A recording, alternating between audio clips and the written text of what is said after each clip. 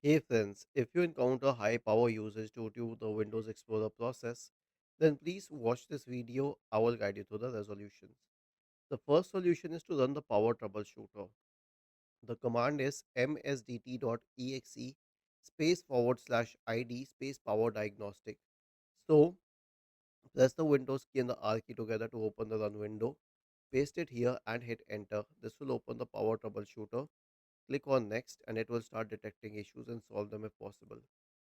The next one is to restore the power plan settings to default. So press the Windows key and the R key together to open the run window. Type the command powercfg.cpl and hit enter. Click on change plan settings. Click on restore power settings to default and then click on yes.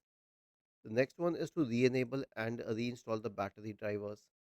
Search for device manager in the Windows search bar and open device manager.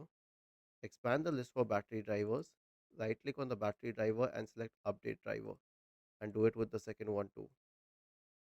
The next one is to set your PC to best performance.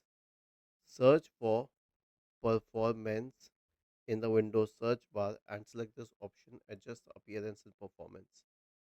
Select adjust for best performance. Click on apply, then on OK, though it will impact the appearance of your system. The next one is to check for Windows updates and make sure that all the updates are installed. Right click on the start button, select settings from the menu. Go to the Windows Update tab on the list on the left hand side. Select Check for Updates and let it run through. And the last one is to repair corrupted system image file. So here's what you have to do. Search for command prompt in the Windows search bar. Click on Run as Administrator. Type the command sfc space forward slash scan now and hit enter to invoke the sfc scan. It will start scanning system files and repair them if possible. Now don't cancel it. Let it run in the background and keep doing your work meanwhile. Was this helpful? If yes, then please subscribe to the channel. If not, then let us know in the comment section of the video on how we could help you further. Thank you for watching this video and have a nice day.